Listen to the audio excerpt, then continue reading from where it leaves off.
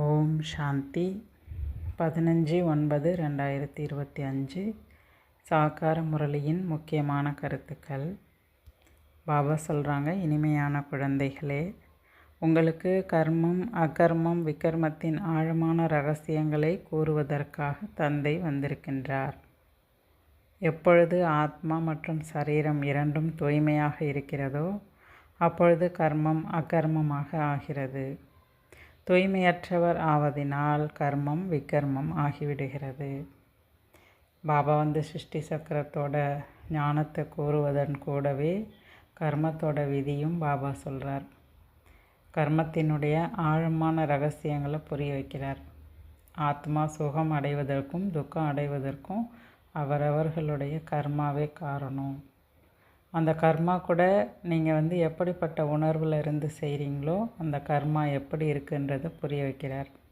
எப்போ உங்களுடைய ஆத்மா சரீரம் ரெண்டும் தூய்மையாக இருக்கோ அப்போ நீங்கள் செய்யக்கூடிய கர்மா அக்கர்மம். உங்களுடைய கர்மத்தால் உங்களுக்கும் பாதிப்பு இல்லை, மற்றவர்களுக்கும் பாதிப்பு இல்லை. அதே போல் எப்போ ஆத்மா தேக உணர்வுக்கு வந்துடுதோ அது செய்யக்கூடிய கர்மா எல்லாமே விகர்மமாக ஆயிடுது. தூய்மையை இழக்க ஆரம்பித்த பிறகு தேக அபிமானத்துக்கு வருது, தூய்மையை இழக்குது. தூய்மை அது இழக்கும்போது அதன் மூலமாக செய்யப்படக்கூடிய கர்மா எல்லாமே விகர்மமாக ஆயிடுது அப்படின்னு சொல்கிறார். இப்போ இந்த சங்கம யுகத்தில் பாபா ஆத்மாக்களுக்கு சிரேஷ்ட கர்மா கற்றுக் கொடுக்குறார். அனைவருக்கும் சுகம் கொடுக்கக்கூடிய கர்மா இப்போ கற்றுக் கொடுக்குறார். அவருடைய நினைவோடு மற்றவர்களுடைய நன்மைக்காக செய்யக்கூடிய கர்மா எல்லாமே சுகர்மா, அதை சொல்லி கொடுக்குறாரு. பாபா கேள்வி கேட்குறாங்க, ஆத்மாவில் கரை ஏற்படுவதற்கான காரணம் என்ன? கரை ஏற்பட்டிருக்கிறது எனில் அதன் அடையாளம் என்னவாக இருக்கும்? பாபா பதில் சொல்கிறாரு, கரை ஏற்படுவதற்கான காரணம் விகாரமாகும். ஆத்மாவில் கரை ஏற்படுறதுக்கு காரணமே விகாரம்தான். தூய்மை இழப்பதினால்தான் கரை ஏற்படுகிறது. ஒருவேளை இப்பொழுது வரை கரை ஏற்பட்டு கொண்டே இருக்கிறது எனில் அவர்களுக்கு பழைய உலகின் கவர்ச்சி ஏற்பட்டு கொண்டே இருக்கும். புத்தி குற்ற செயல்களின் பக்கம் சென்று கொண்டே இருக்கும். அவர்களால் பாபா நினைவில் இருக்க முடியாது. அதனால் அப்போ இதிலே தெரிஞ்சுக்கலாம் ஆத்மாவில் கரை இருந்துக்கிட்டே இருக்குது அப்படின்ட்டு. அப்போ நாமெல்லாம் இனிமேல் எப்படி இருக்கணும்? தூய்மையானவர்களாகணும். கரையை நீக்கிறதுக்கு தான் முயற்சி செய்யணுமே தவிர ஒருபொழுதும் கரை நம் மீது படியக்கூடாது. பாபா நினைவிலிருந்து கரையை போக்கணும் அப்படின்றார். இன்னமும் அது போல் கரை ஏற்படுது அப்படின்னா நம்ம இந்த உலகத்திலிருந்தும் உடல் உணர்விலிருந்தும் விடுபடலை. அதெல்லாம் பழசெல்லாம் நம்ம இன்னும் அழிக்கலைன்னு அர்த்தம். பாபா நினைவிலிருந்து அதெல்லாம் அழிக்கணும். அது நம்ம மூலமாக ஏற்படக்கூடாது. கரையை நீக்கணும்னு சொல்கிறாரு. ஓம் சாந்தி. குழந்தைகள், இதன் பொருளை புரிந்திருக்கிறீர்கள். ஓம் சாந்தி என்று கூறுவதன் மூலம் ஆத்மாக்களாகிய நாம் இங்கு வசிக்கக்கூடியவர்கள் கிடையாது என்ற நிச்சயம் ஏற்பட்டு விடுகிறது. நான் ஓம் சாந்தி என்றாலே ஆத்மா நான் சாந்த ஸ்வரூபம், என்னுடைய சுய தர்மம் சாந்தி. அப்போ நான் எங்கே சாந்தியில் இருக்கேன், நிலச்சிருக்கேன்னா என்னுடைய வீடு தான். நான் சாந்தி தாமத்தில் வசிக்கக்கூடியவர்கள். நமது சுய தர்மம் சாந்தி அப்படின்றது ஆத்மா தெரிஞ்சிருக்கு. நாம் வீட்டில் தான் இருந்தோம், பிறகு இங்கே நடிப்பு நடிக்கிறோம். ஏனெனில் சரீரத்தின் மூலமாக காரியம் செய்ய வேண்டியிருக்கு இல்லையா? காரியங்கள் கூட பாபா சொல்கிறார், ஒன்று நல்ல காரியம், மற்றொன்று கெட்ட காரியம். ராவண ராஜ்யத்தில் காரியங்கள் எல்லாமே கெட்டதாகிடுது. ராவண ராஜ்யத்தில் அனைவரும் காரியங்களுமே எல்லாருடைய காரியங்களும் எப்படி இருக்குன்னா விகர்மமாக தான் இருக்குது. விகர்மம் செய்யாத ஒரு மனிதர் கூட கிடையாது. சாது சந்நியாசிகள் விகர்மம் செய்ய முடியாதுன்னு மனிதர்கள் நினைக்கிறாங்க. ஏன் சாது சந்நியாசிகளை உயர்வாக பார்க்குறாங்க?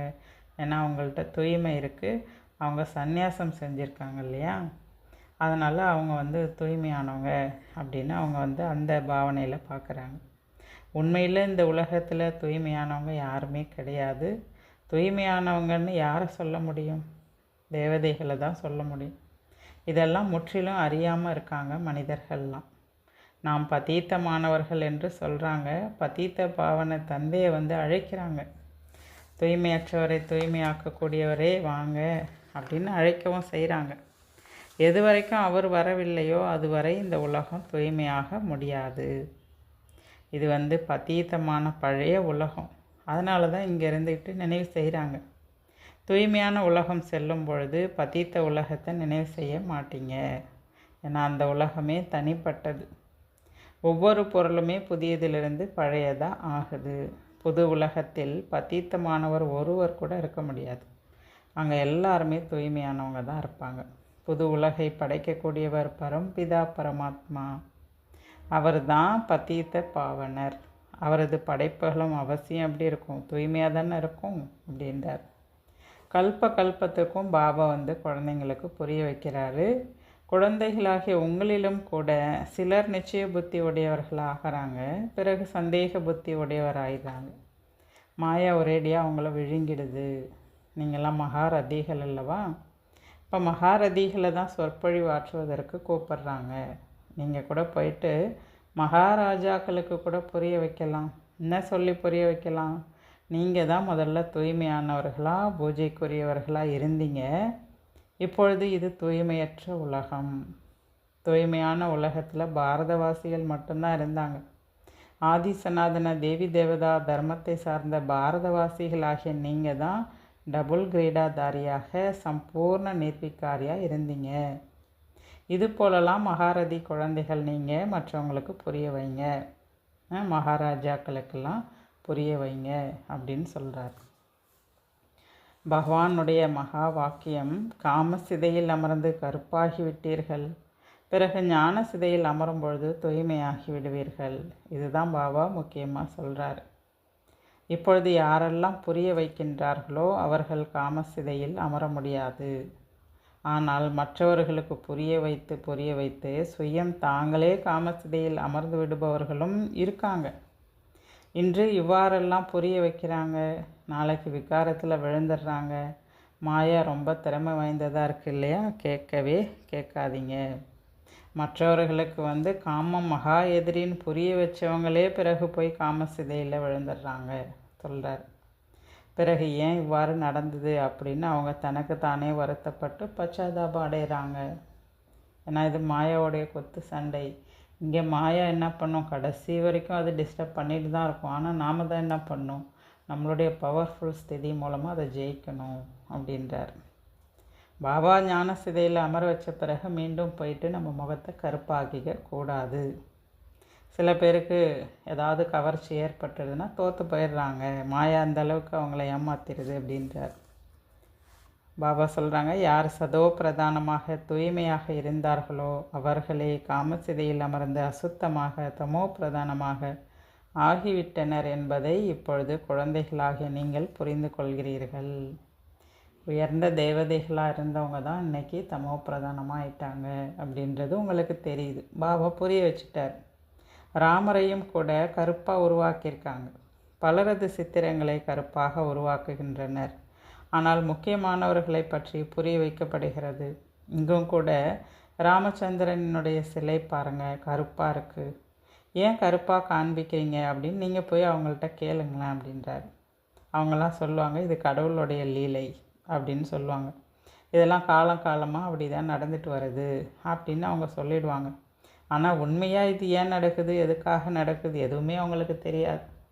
ஏன் அவர்களை உயர்ந்த தேவதைகளை போய் கருநீல கலர் சிலையில் கருப்பாக செய்கிறாங்க, அந்த கலரில் ஏன் வடிவமைக்கிறாங்க அப்படின்றத கேட்டால் இதெல்லாம் காலமாக வருது, கடவுளோட லீலை அப்படின்னு அறியாமையில் ஏதாவது சொல்லிடுறாங்கன்றார். ஆனால் உண்மையான அர்த்தம் என்ன? உண்மையான காரணம் என்ன? தேவதைகளும் காமசிதையில் அமரும்போது ஆத்மா கருப்பாயிடுது அப்படிங்கிறத குறிக்குது. காமசிதையில் அமர்வதன் மூலமாக தான் பதீத்தமாக துக்கமானவர்களாக ஒரு பைசாவுக்கு கூட மதிப்பில்லாதவர்களாக ஆயிடுறாங்கன்றதை இப்போ பாபா புரிய வைக்கிறார். அது விகாரமற்ற உலகம் சொர்க்கம், இது விகார உலகம். ஆக இவ்வாறெல்லாம் நீங்கள் புரிய வைக்கலாம். இவர்கள் சூரிய வம்சத்தினர், இவர்கள் சந்திர வம்சத்தினர், பிறகு வைஷ்ய வம்சத்தினராக ஆகியே தீர வேண்டும். அப்போ என்ன ஆயிடுறாங்க? விகார மார்க்கத்துக்கு வந்துடுறாங்க. தேவதைகள் தான் விகார மார்க்கத்துக்கும் வராங்க. விகார மார்க்கத்தில் வருவதனால் அவர்களை தேவதை என்று சொல்ல முடியாது. ஜெகநாத் கோயிலில் கூட கோபுரத்து மேலே தேவதைகளின் குலத்தை காண்பிக்கிறாங்க. ஆடையை தேவதை போலையும் நடத்தை அசுத்தமாகவும் காட்டுறாங்க. தந்தை எந்த விஷயத்தில் கவனம் ஈர்க்கின்றாரோ அதில் நீங்கள் சிந்தனை செலுத்தணும். அப்போ அந்த கோயிலுக்கெலாம் போயிட்டு நீங்கள் சேவை செஞ்சு புரிய வைக்கலாம். அப்போ வந்து ஏன் சிலைகளை கருப்பாக வடிவமைக்கிறாங்க, இது போன்றெல்லாம் சித்திரங்கள் கோபுரத்தில் ஏன் வடிவமைச்சிருக்காங்க, இதுக்கெல்லாம் அர்த்தம் சொல்லி நீங்கள் புரிய வைக்கலாம். இவரை ஏன் கருப்பாக உருவாக்கியிருக்கீங்கன்னு நீங்கள் கேளுங்க. ஸ்ரீநாத் கோயிலுக்கு கூட போயிட்டு புரிய வைங்க. இதெல்லாம் புரிய வைக்கிறது ரொம்ப ஈஸி அப்படின்னு பாபா சொல்கிறார். அது தங்க யுகம், இது இரும்பு யுகம். கரை ஏற்பட்டுடுது இல்லையா? அப்போ ஆத்மா அங்கே தூய்மையாக இருக்குது, இங்கே தூய்மையை இழக்குது. பிறகு அது தூய்மையை இழக்கும்போது தான் ஆத்மாவுக்கு கரை ஏற்படுது. இதெல்லாம் நீங்கள் புரிய வைங்க. இப்பொழுது உங்களது கரைகள் நீங்கி கொண்டிருக்கிறது. எதன் மூலமாக? பாபாவுடைய நினைவு மூலமாக இந்த பாவக்கரையெல்லாம் நீங்குது. யார் நினைவு செய்யவில்லையோ அவர்களது கரை நீங்காது. அதிக கரை ஏற்பட்டிருக்கிறது எனில் அவர்களுக்கு பழைய உலகத்தினுடைய கவர்ச்சி ஏற்பட்டுக்கிட்டே இருக்கும். அவங்க இன்னும் இந்த பழைய உலகத்தினுடைய பழக்க வழக்கங்களுக்கு ஆளாயிட்டு இருப்பாங்க. அந்த ஒரு கவர்ச்சியில் ஈடுபட்டுட்டு இருப்பாங்க அப்படின்றார். அதனால தான் பாபா சொல்கிறாரு, செல்ஃப் செக்கிங் பண்ணுங்கள். என்னுடைய புத்தி தீய செயல்களின் பக்கம் செல்வது கிடையாது தானே அப்படின்னு உங்களை நீங்கள் பரிசோதனை செய்யுங்க அப்படின்றார். நல்ல நல்ல முதல் தரமான குழந்தைகளும் கூட தோல்வி அடைஞ்சிடுறாங்க. ஏன்னா மாயா அப்படிப்பட்டதாக இருக்குது. இப்பொழுது குழந்தைகளாகிய உங்களுக்கு இந்த அறிவு கிடைச்சிருக்கு. முக்கியமான விஷயமே தூய்மைக்கான விஷயந்தான். ஏன்னா தூய்மை ஆக ஆக தான் பாபாவை நெருங்க முடியும். நீடித்த நேரம் பாபாவோட நம்மளால் அனுபவம் பண்ண முடியும். பாபாவை நெருங்கிறதுக்கு ஆதாரமே புத்தி கனெக்ஷன் கட் ஆகாமல் நீடித்த அனுபவம் பண்ணால் அந்த தூய்மை தான் ரொம்ப ரொம்ப முக்கியம்.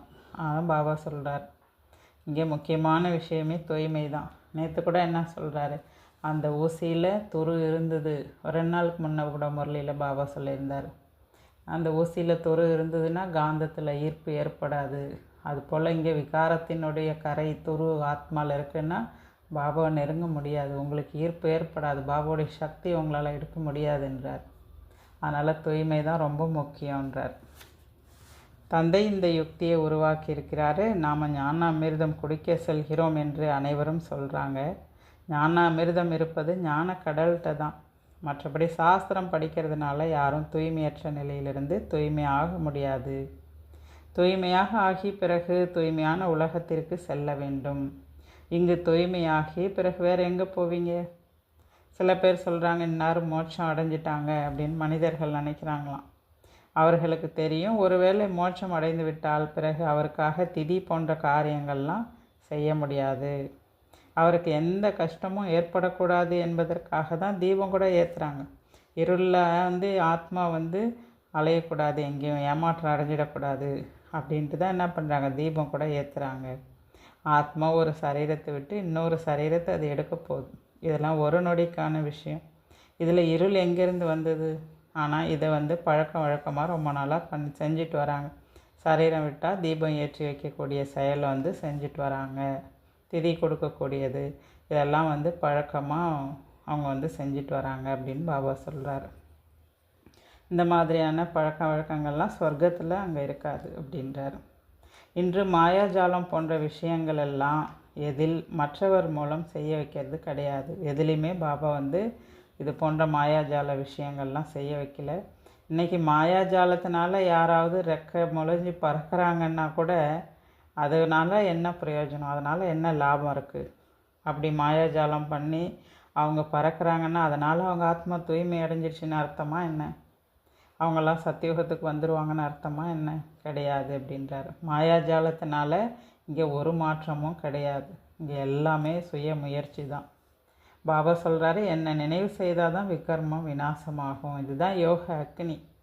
இதன் மூலமாக தான் பத்தீத்தத்திலிருந்து பாவனம் ஆக முடியும்.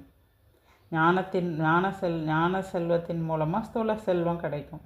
யோகத்தின் மூலமாக ஆரோக்கியம் கிடைக்கும், தூய்மையாகுவீங்க. ஞானத்தின் மூலமாக சதா செல்வந்தர்களாக, யோகத்தின் மூலமாக நீண்ட ஆயுளுடையவர்களாக ஆகுவீங்க. கிருஷ்ணரை கூட யோகேஸ்வர் அப்படின்னு சொல்கிறாங்க. ஏன்னா ஈஸ்வரன் நினைவின் மூலமாக தான் அவர் கிருஷ்ணர் ஆனார். சொர்க்கத்தில் போன பிறகு அவரை யோகேஸ்வர் அப்படின்னு சொல்ல மாட்டாங்க. அங்கே போயிட்டால் அவர் இளவரசர். அப்போ யோகேஸ்வர்ன்ற பட்டம் எப்படி கிடச்சிது? முற்பிறவியில் அப்படிப்பட்ட காரியம் அவர் செஞ்சுருக்கார். அதனால தான் அவருக்கு அந்த பெயர் கொடுக்கப்பட்டிருக்கு. பாபா கூட கர்மத்தினுடைய கர்மம் அக்கர்மம் விக்கர்மத்தினுடைய ரகசியத்தை புரிய வைக்கிறாரு. பாபா சொல்கிறாரு, விகாரத்தில் செல்வது தான் அனைத்தையும் விட மிகப்பெரிய பாவம். அதனால் விகாரத்தில் செல்லக்கூடாது. அனைவருமே இங்கே எல்லாரும் சகோதர சகோதரிகள் அல்லவா? பகவானின் குழந்தையாக ஆன பிறகு தீமையான காரியம் எப்படி செய்ய முடியும்? பிரம்மா குமார் குமாரிகளாகிய நம் விகாரத்தில் செல்ல முடியாது. நம்ம எல்லாரும் நமக்குள்ள சகோதர உறவு தான். இதை கடந்த ஒரு உறவு முறை நமக்குள்ளே கிடையாது. நம்ம எல்லாரும் ஒரே குடும்பம், ஒரு தாய் தந்தையினுடைய குழந்தைகள்.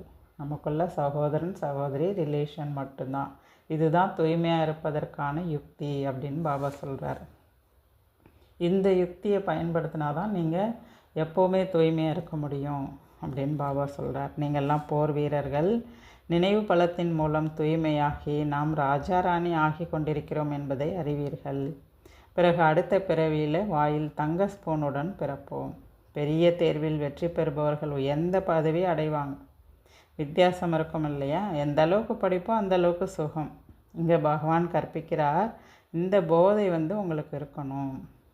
அதே போல் சத்துணவு கிடைக்குது, உங்களுக்கு பழச்சாறு கிடைக்குது, சக்தி என்ற செல்வம் அதிகாரம் எல்லாமே உங்களுக்கு கிடைக்குது.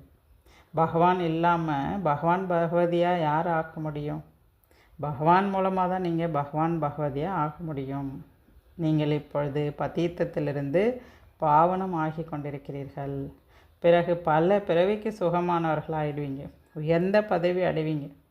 ஆனால் பாபா இங்கே சொல்கிறாரு, சில பேர் இங்கே படித்து பிறகு அசுத்தமானவராக ஆயிடுறாங்க.